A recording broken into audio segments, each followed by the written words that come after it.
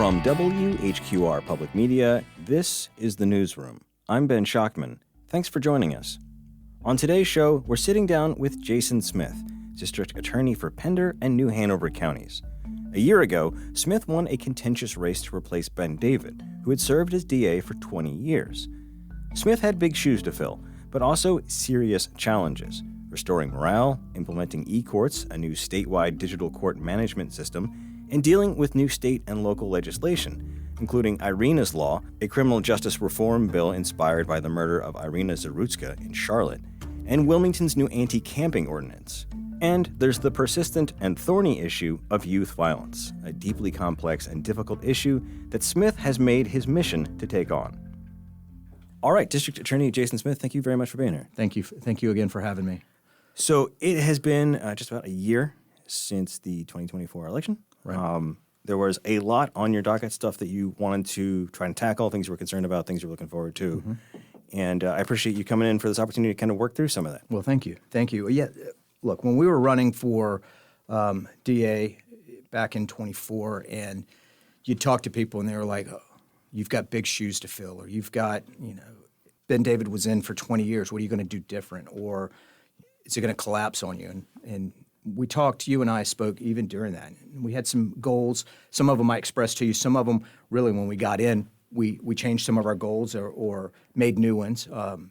And I wanted to go over some of the goals that we had for 25, how we met those goals or didn't meet those goals, and then some of our goals for 26. So the big one, I would say, was stabilize the office. You saw the campaign last year, and it got ugly, and we had openings even back then. It wasn't campaign related.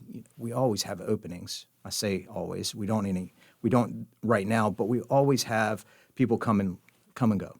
So it was stabilize the office.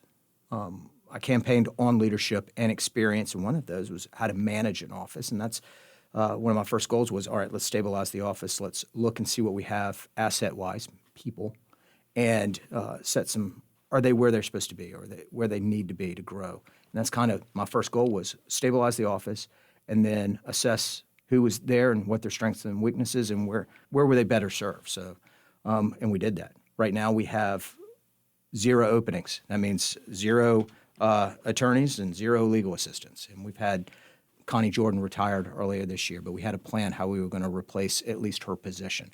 It's hard to replace a Connie Jordan, right? Yes. Yes. That's almost an impossible task, but we did, in fact, fill that position, and we had a plan for it.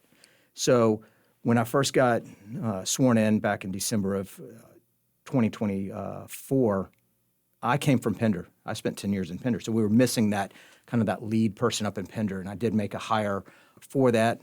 Shirley Schmierchik is up there. She is rocking and rolling. She is really set the trail blazing up there with trying cases, handling cases, and there's a three-person team up there, and they're really doing a good job. If I can ask a little bit of a follow-up here. Right. One part of this that I think it would be helpful maybe to get your perspective on is that this is, in one sense, a political office. You're a Republican. Right. Ben David was a Democrat. But it's almost like the political laws of physics aren't quite the same in the district attorney's office as it might be in, say, if city council were to completely flip from Republican to Democrat, you might see some leadership change. I mean, it just works a little bit differently. Can you shed some light on that phenomenon? Look, you saw, yes, we have to run. It's a political position. You have to run. You have to run by party affiliation. We did. When I am a Republican, but a lot of my staff members are not Republicans. Democrats, some are apolitical, some. There's a whole spectrum of political thinking there. But one of the things that we should not be thinking when we're in the position, doing the job, is politics. Look, people are going to, I just mentioned this to you right before we spoke, can't make everybody happy. And you hear it from both sides of the aisle, and sometimes the middle aisle, and sometimes they're not even on the aisle. We are doing our jobs apolitically, meaning politics, throw out politics when we're talking about prosecuting cases.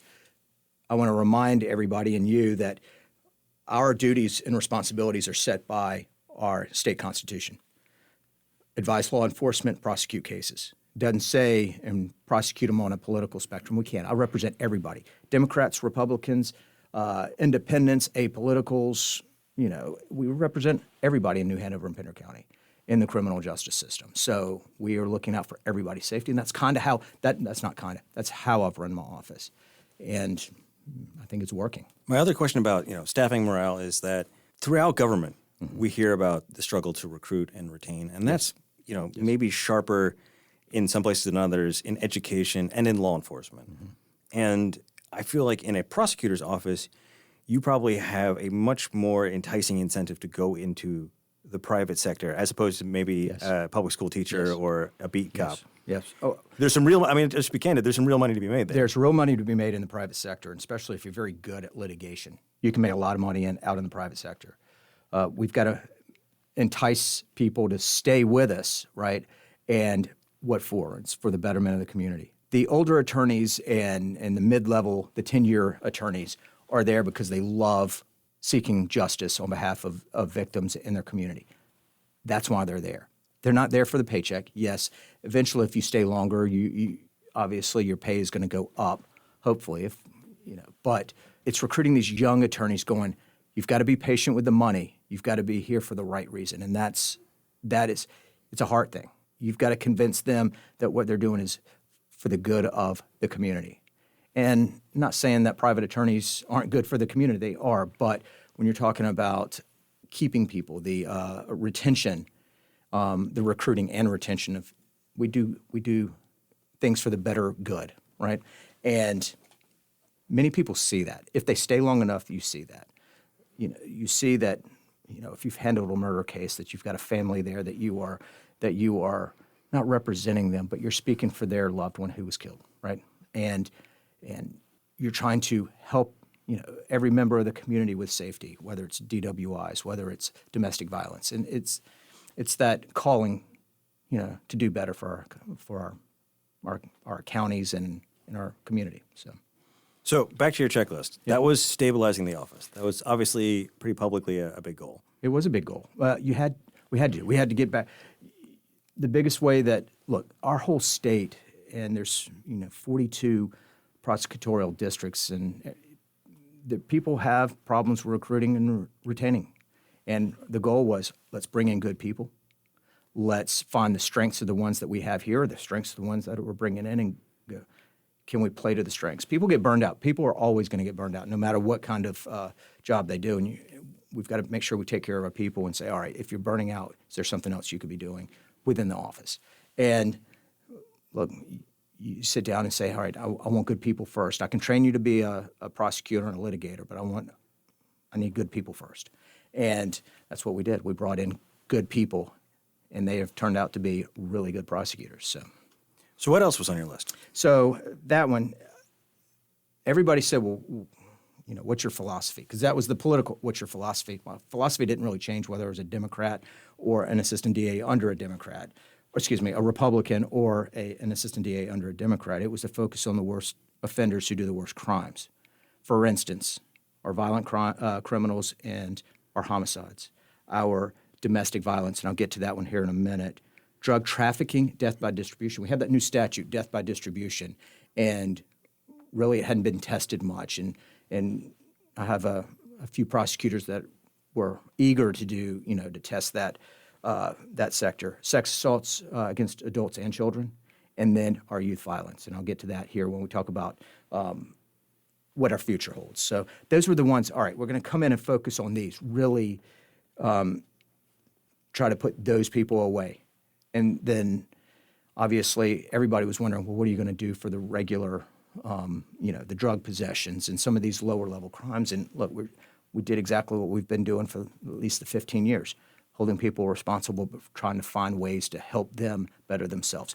Drug treatment, mental health courts, veterans treatment court, probationary sentences where we focus on rehab and how to change their pattern of life. And that's what we've been doing. I don't know if this is the best time, but I do want to ask about Arena's law and the push more generally to reform the state criminal justice system. And I think some people take a very blanket approach to, tough on crime that loses some of the nuance that you're talking about, Right. where you can hold someone accountable, but also connect them to services or imagine a future for them outside after the criminal justice system. I mean, from your point of view as a district attorney, how do you feel about those reform efforts? I believe that there's good intentions. I'm not saying that a law is perfect, because we have found that it's challenging. When you get into the meats and bones of that law, it's challenging. And one of the things that I was really proud of our General Assembly of doing was looking at how is mental health in our criminal justice system, how do they cross paths, and are we doing enough for mental health? A lot of our cases, and without speaking on pending cases, a lot of our cases deal with the mental health of our defendants, right? Do they do what they're doing because of the mental health, or are they doing, what's happening? And Arenas law, if you look at the last part of it, is let's form a study a study of mental health in our criminal justice system. Could we be doing better? And I'm like, thank goodness. I believe every one of us in a prosecutor's office statewide would be, finally, we're going to do that. As to pretrial release, and that's where Arenas law is really, for us, where it's hitting us is pretrial release, and looking at, we've always looked at the record of the defendant, who's really in front of us. We have pretrial release here in New Hanover, but we've always had a prosecutor down in first appearances going, who's in front of us? Is this a violent person? If so, we're going to ask for increased bonds. Or is this somebody that's not a violent person? It's a low-level offense. They're probably not going to get an active sentence. When they get sentenced, do they need to be in our jail, right? If they're in our jail, it's taking up space, it costs money, puts detention officers in danger. But this Arenas law is forcing us to really look at how are we going to do first appearances, and how are we going to handle cases. And for instance, if you look at the law and it talks about how many prior convictions do they have, and if they do, there's a mandatory secured bond. Well, okay, great. If it's a mandatory secured bond and it's so low that a bondsman won't get involved, then, and it's one that it's a low-level offense, are they going to be sitting in jail unnecessarily, even though you don't believe they're going to get an active sentence, or it's going to take a while to reach their case? We've got to think of that. It's a little early to go, oh, this is working and not working. It doesn't go in effect until December 1st. But there's also a IVC component, involuntary commitment component of it, that they've pushed off till 26. So that's, thank goodness, because that's allowed us to see, all right, what's in place to, allow us to have IVC proceedings, the night they get picked up or something like that. So intentions are probably good. We'll see how the implementation of it is. I'm more excited about now we're identifying how is mental health and how do we deal with mental health in the criminal justice system, because we're seeing a lot of that. Absolutely. Ask any prosecutor, whether they're Democrats or Republicans, we are all seeing that. What do you make, and we don't have to go too deep down this rabbit hole, but I am curious what you think of this phenomenon of people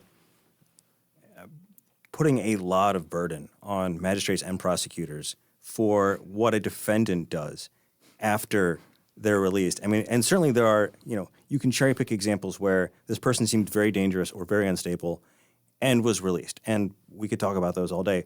But I feel like there are far more where it's someone is arrested on a low-level drug crime and then does something truly reprehensible that the tea leaves didn't seem to indicate that at first appearance. So how do you feel about people kind of putting that blame on the system? For the last 15 years, they've been we've all had a case where somebody's done something when they've gotten out, and we go, oh my goodness, was it my fault that they did it? We can't control, I can tell you this, we can't control people's behavior.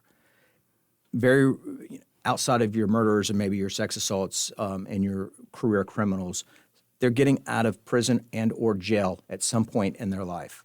And who's responsible for how they act? Well, that defendant. Now, we do the best we can with looking at somebody's record, looking at the crime that they've committed in front of us at first appearance, or we're handling and go, all right, what's the appropriate way to handle this thing? Whether it's unsecured or secured bond, whether it's pretrial release or not, or if we're handling it through plea or trial, a lot of that's out of our hands. You've got structured sentencing. I know that they people have talked about, well, somebody had an armed robbery 10 years ago. Well, look at structured sentencing. He couldn't have gotten life without parole. He can't get 20 years for an armed robbery, first-time offender, or very low. People forget about that. I see that in the comment section all the time. People say, throw the book at them, and they don't realize the book is actually pretty detailed about what exactly you can do. Very detailed and set by our General Assembly. So people look at us and blame us. That's welcome to retention and recruiting and the stresses of what we do. We all take our job seriously. We do not want somebody in our community to get hurt because of a decision that we make. But you've got to understand that we have to make those decisions every day and sometimes multiple times a day. And we do the best we can based upon the information that we have and the laws that we have.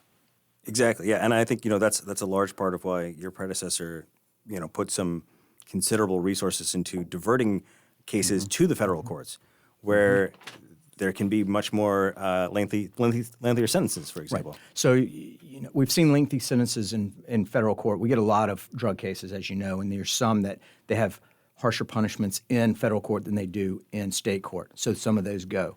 Again, it takes the federal government to say we're going to adopt it. It's got to have federal nexus. Generally, they do, but do they want to adopt that? Some of the violent criminals that maybe we couldn't prove a case here, but they've got some conduct that they can get a longer sentence. Yes, that goes federal. But a majority of our cases, super majority of our cases, do not go that way. We have to look at what we have here. Who do we have in front of us based upon the record, based upon what they've done? And we have to make decisions, and those are those tough decisions. I think people also forget or don't know that you are limited in how much of a person's backstory you can bring into a courtroom. Correct. I mean, for instance, at a first appearance, we look at their record because we have the record. We have somebody that's their dedicated duty every day to print records for first appearances, and so we look at their record. But again, I've seen people go from 0 to 60, meaning they didn't have anything on their record. They went to and they're now charged with homicide. Those, what do you do with those? Yeah. Right? I know what to do with the homicide, but let's say they came in on a misdemeanor larceny, a low level offense that they're not going to get necessarily an active sentence, and you give them probation. How do you know they're not going to kill somebody? We don't. Yeah. And we try in some of these sentences early on, probation, juvenile is one, and we looked at what rehabilitative services are out there to change someone's behavior. Sometimes there's not one, right? You've got violence intervention in some of our juveniles. You've got probationary sentences, and you've got to go get CBI, cognitive behavior classes. Maybe you've got go get your GED. There's things in place. That's why we have probationary sentences, but it doesn't necessarily change who that person is in their heart, and we all roll the dice. All right, well, we need to take a quick break, but we'll be back in just a moment with more of our interview with District Attorney Jason Smith. I'm Ben Schockman. You're listening to The Newsroom. Stay with us.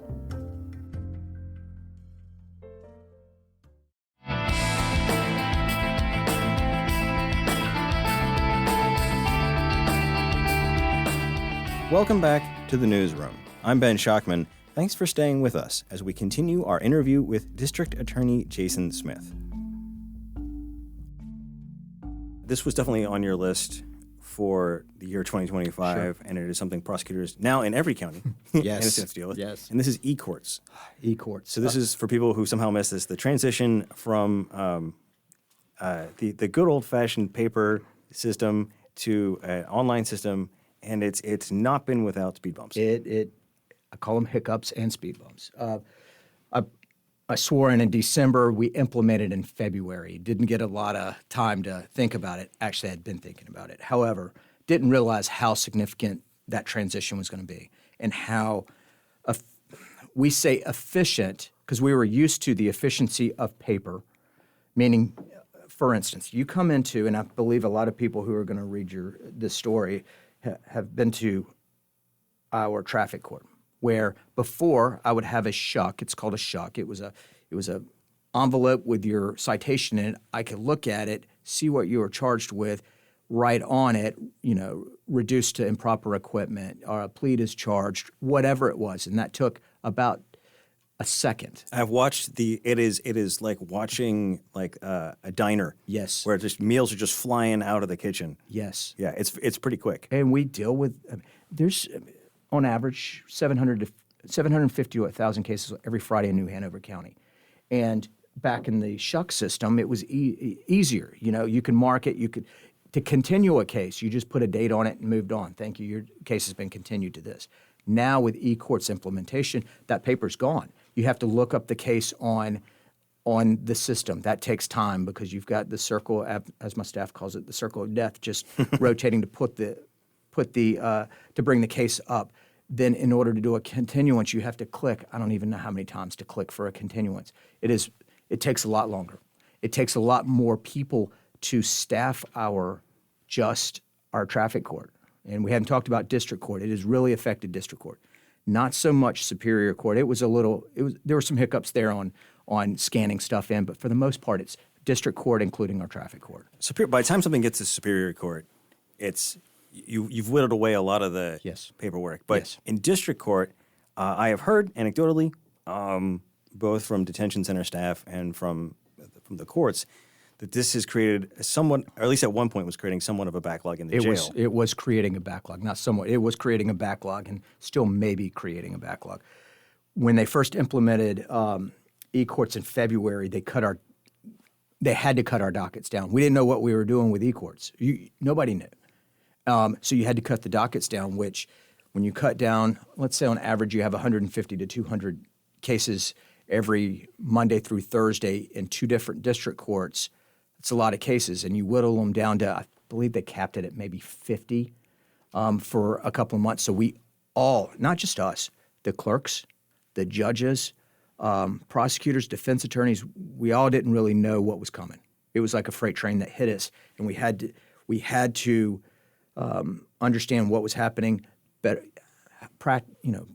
they call it processes, and what's the process of getting this plea done?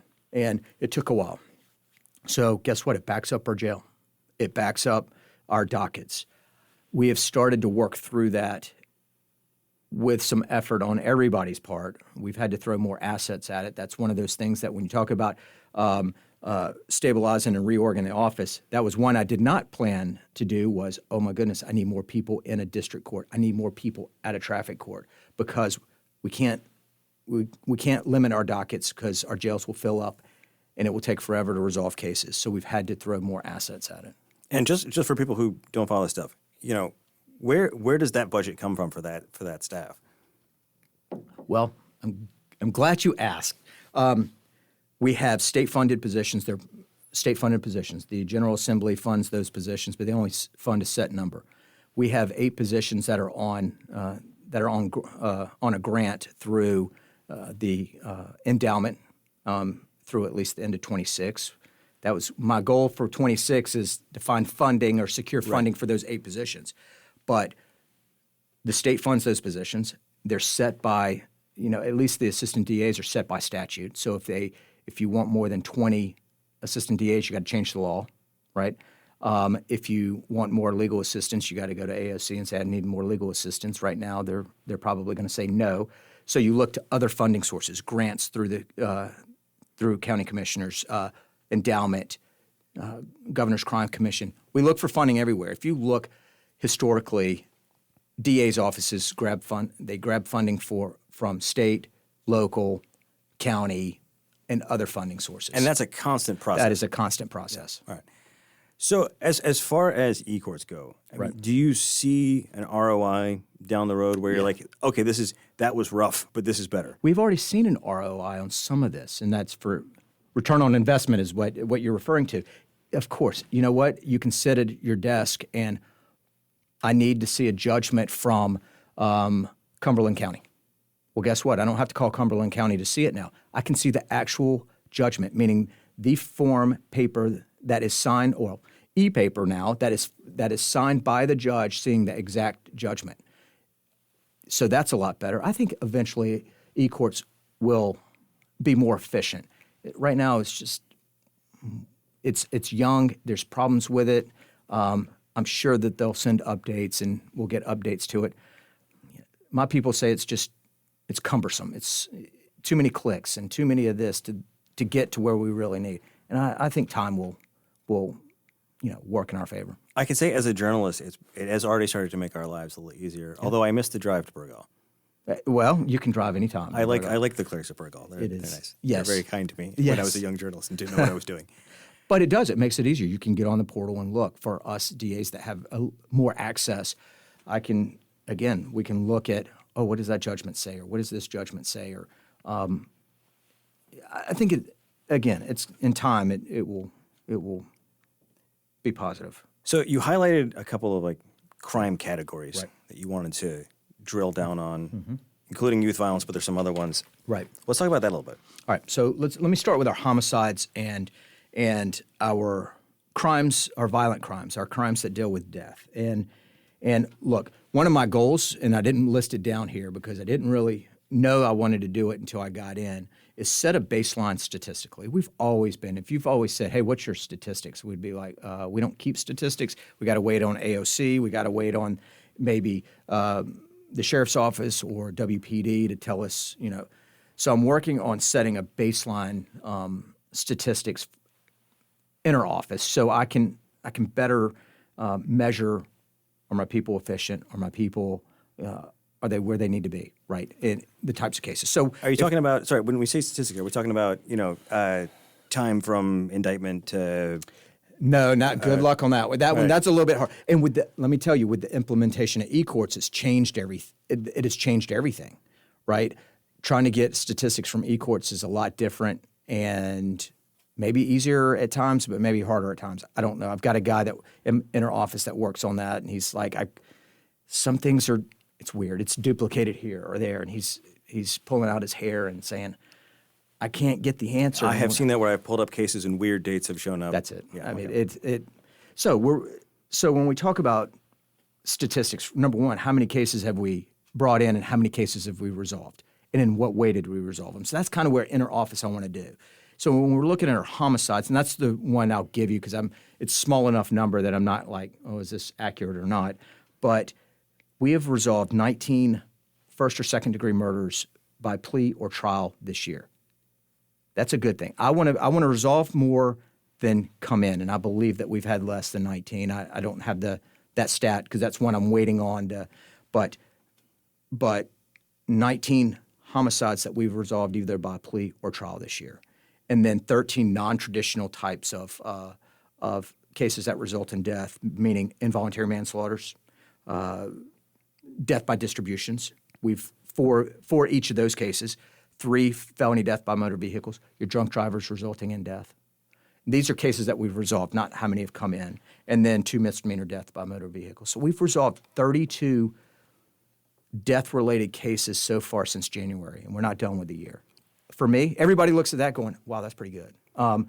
Again, what's the baseline from last year? I couldn't tell you. I've set now a baseline starting in 2025. I do want to just really quickly note, the death by distribution laws, we've had some reporting in the past on federal death by distribution laws. It's not a tool in the toolkit of every state level prosecutor.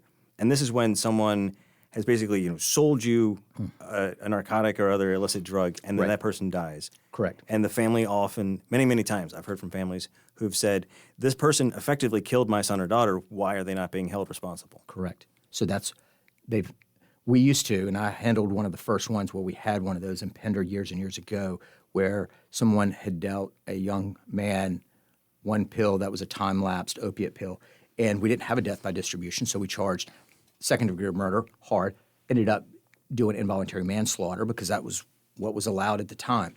So now we have a newer statute that's death by distribution that says if you deal a dangerous substance, most of these are, and it results in the death, then they can be held responsible, and their punishment's X, Y, and Z. It is, yes, we've got the tool of the law there. The proof is where it's hard to prove who gave that person or sold that person the drugs, because and was this a freebie, and did money change hands? Right. Well, that's helped us a little bit. Money doesn't have to change hands as much anymore, but it's still, you have to say this person sold or gave this person the drugs. How do you prove it? Usually through, digital data, eyewitness. Good luck with that. But so we've been successful. I mean, we have resolved four. Four people have pled or have been found guilty of death by distribution since January. That's pretty daggone good for us. But again, it takes a homicide investigation to prove these, because you are really, and you've got to start the night of or the day of that you find that victim of that overdose, because you've got to make sure that there's an autopsy. You got to secure evidence, and it's changing people's thinking about it. I imagine. I can look this up, but how long has that law been on the books? A couple of years. Yeah. A couple of years. So trying a case based on a relatively new law, a little bit uncharted territory. You're right. Luckily, I think 4 of ours have been by plea, but prepared to try them. And here's what I believe. It's the proof, because we still have a burden of proof beyond a reasonable doubt, but it's also changing the thinking of a jury. Because some people think, and I've had people come up to me and say, well, I don't think that the drug dealer should be held responsible. He's got an addiction, and that was, why are you going to hold him? There was a demand there, and he just provided the supply. Well, you've got to change that thinking and go, you know what? Still, somebody's peddling poison for profit, and then preying on these people, whether they have an addiction or not. It's you got to change the thinking of our jury and our community. And I think some of this, is the rationale behind this type of law. But certainly, I have seen people change their minds because of the advent of synthetic opioids like carfentanil and fentanyl, where it only takes one. It only takes one. It only takes a little bit. Yeah. Right. So I don't want to jump too far ahead of your list, but I do want to get to youth violence, because I know that's a big one for you. No, I do. That is a huge one for me, and we will jump. So what I told you what our duties are by Constitution. Advise law enforcement and prosecute cases. And one that I've carried, and I told you this last year, and I've told people for years, is crime prevention. And where best can we utilize our efforts for crime prevention, and that's youth violence. We have seen an uptick in juvenile crimes involving firearms, whether the possession of, the use of, the theft of firearms. And we've seen an increase this past year. And I've spent most of, if not all of 2025 so far, meeting with our community partners that deal with youth violence issues, whether it's job related, whether it's education, whether I've spent more time with the school board, not the school board, but the school superintendent and the assistant superintendent talking about education. I've talked to a bunch of people about intervention, whether it's substance abuse, whether it's mental health, whether it's job related, whether it's home life, right? So we are working on, and I'm not yet in this interview give you the details of, but I'm hoping in early part of 2026 that we bring about a new initiative tackling youth violence. And when we talk about youth violence, juvenile, so under 18. And some of it's prevention of crime, of behavior that hadn't yet festered. Some of it is behavior that you're starting to go down the wrong road.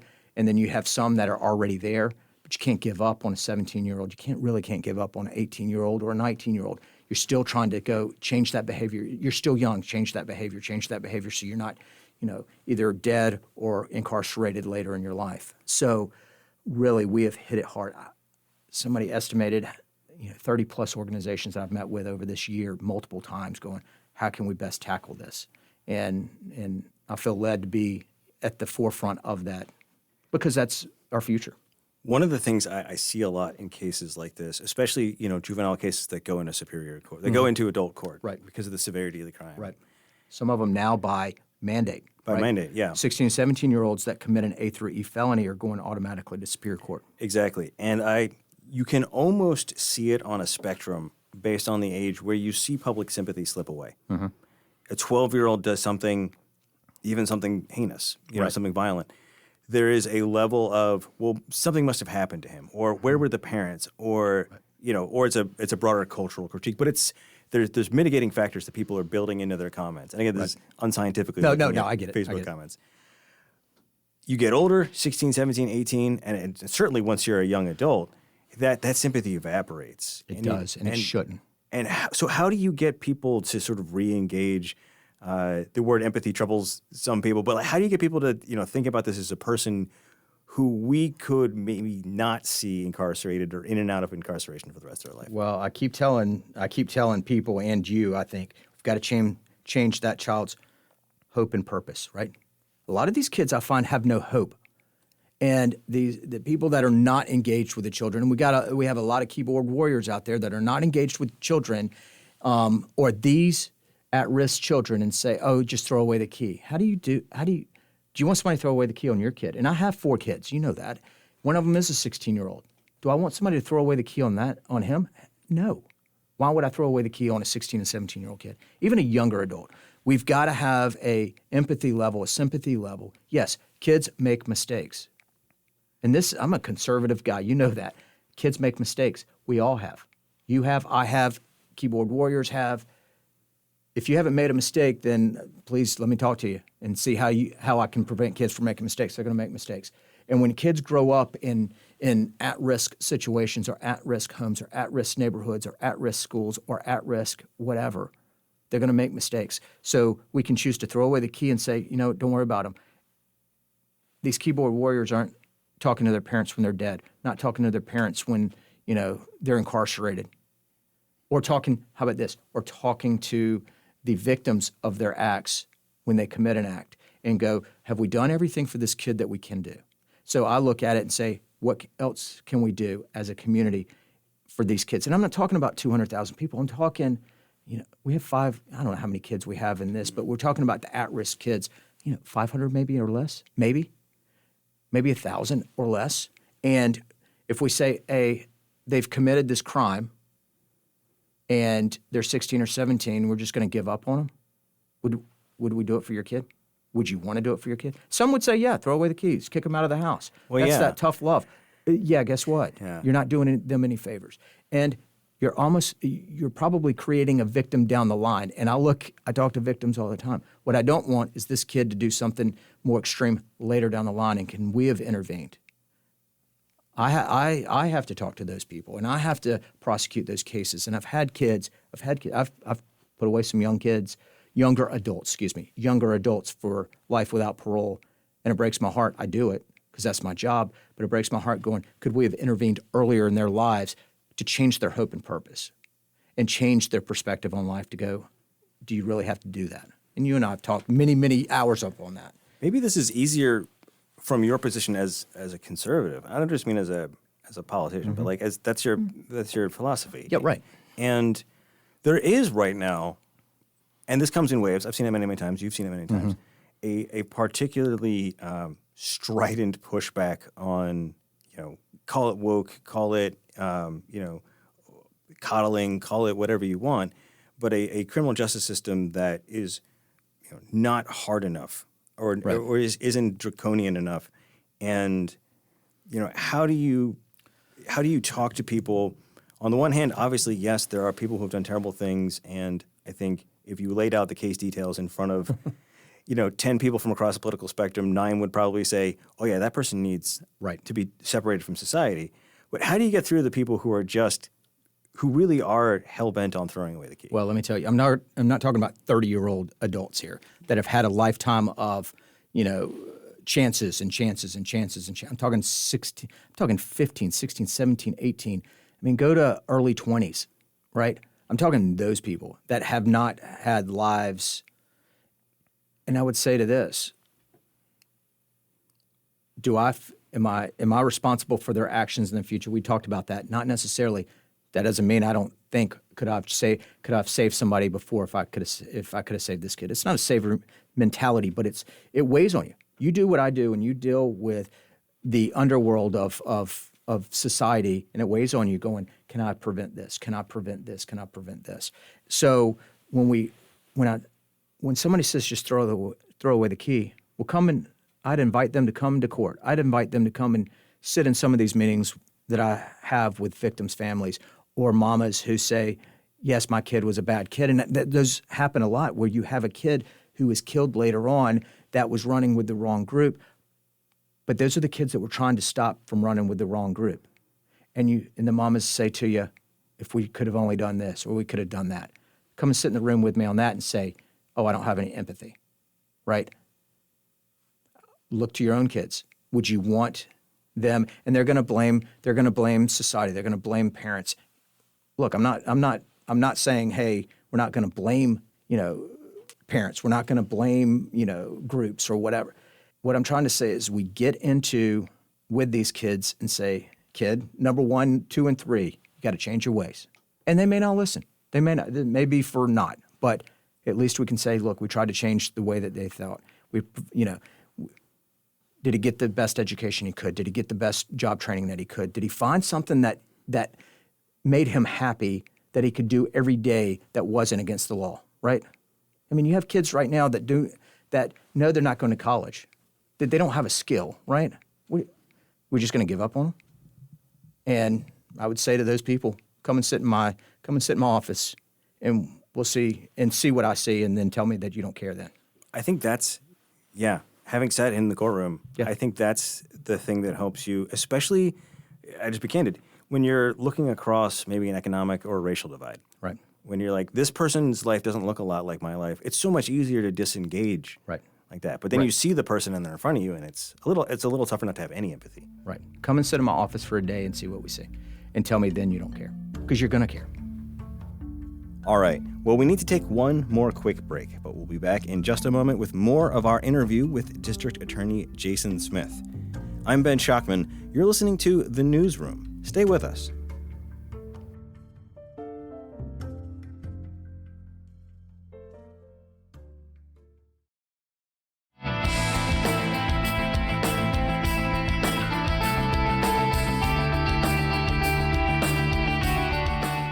Welcome back to The Newsroom. I'm Ben Schockman. Thanks for staying with us as we continue our interview with District Attorney Jason Smith. People ask me, what is the office going to look like, and what is criminal justice going to look like without Ben David? And we have been able to rise to the occasion. Our jury trials, we tried 42 jury trials this year. I'd like to get to 46. There's a reason for that. We tried 5 last year. I'd like to beat that number. That's just kind of my pride. But even if we stopped on 42 jury trials, that's a lot of trials. I think there's 52 weeks in a year. 42 jury trials. My people are working hard. If people say, oh, there's a step back, there hadn't been. I believe there's been a step forward.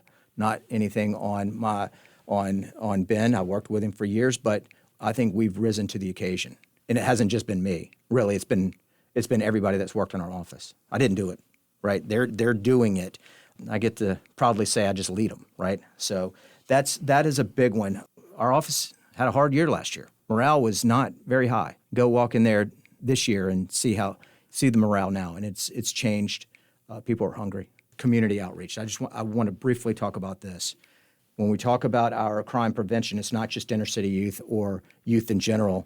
We did boating safety PSAs. A few of us yesterday filmed a safe storage of firearms PSA yesterday that will run, I don't know when. They'll run it, but we're working on a safe handling of firearms PSA.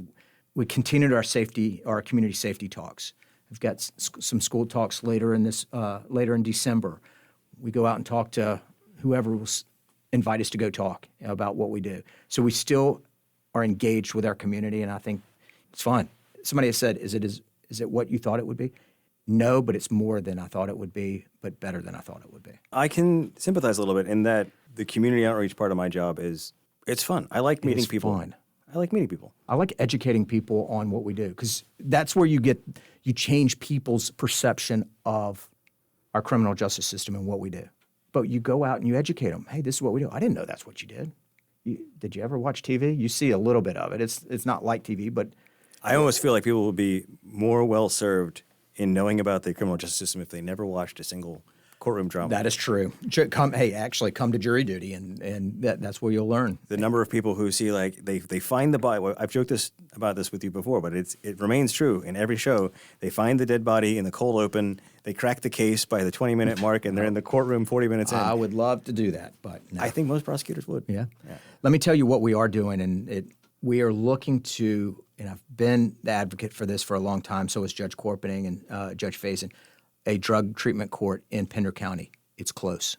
We are working on implementing that. That's going to help that big county up above us. There's 70,000 people, residents there, and they've never had a drug treatment court. And it's growing fast. And it's growing real fast. I live in Hampstead. Yeah, so you know. Yes, it is growing fast. It took me an hour and a half to get home last night. So here's my last question for you with the caveat that Wilmington just recently passed its anti-camping ordinance, and that most folks I've talked to, yourself included, but also Judge Jay Corbening and other folks, really feel like this is going to take a while. Months, maybe a year before we really get a sense of how it's working. Yes. But I'm just curious, your initial impressions of what it's starting to look like. Really, I don't know what it's looking like. I think it is going to take some time to figure out what they pass. Will it work? Let me give you what happened. The phone call or the text message I got yesterday was from a young man who works case management for some homeless individuals, and he said, hey, they've got a case in district court. I mean, I get those calls all the time. But there was a case manager, number one. Number two, they found him a rehab facility, not just 30 days or whatever. It's a 6-month to a year rehab facility. I don't even know where it's at. He just said, hey, look, they can't be here, and if they come to court, they're going to get kicked out of the facility. So I said, all right, let's do this. Let's keep them in rehab, because that's ultimately where we're trying to solve the root causes of maybe their homelessness or mental health or whatever. Let's keep them in rehab, continue the case for 6 months or however long they think they're going to be in the rehab facility. Let's see where they are then, and then we can resolve the case that time. And it's low level stuff, trespassing, and I think they were sleeping or camping on public property, and it's like, that's a no-brainer, right? That's a no-brainer. If we can have that dialogue with a bunch of people, we can have case managers help them get somewhere. Number two, have the dialogue with prosecutors and law enforcement and say, hey, look, they're here at this facility. We're verifying it. We can verify it on a monthly or a weekly basis, and then let's get them the help that they need. Hopefully they get out of our system, right? That's the whole goal is to get people out of our system, not just homeless, everybody, right? I'd love to work myself out of a job, but at least for those two individuals, they are in a facility now. There was communication back and forth from community partners going, can you give us a little bit of grace? Sure we can. You stay in rehab, taking care of the demons that are in your closet, and we'll work on the charges. Now, I don't know when those charges came about, was it from this ordinance or not? But that's kind of how we need to approach this situation. If they're in fact charged. We're not throwing away the key. Guess where they're going? They're going to rehab. That's how we need to resolve, hopefully, one way to resolve this issue. I know that critics of the ordinance felt like this is law of the hammer.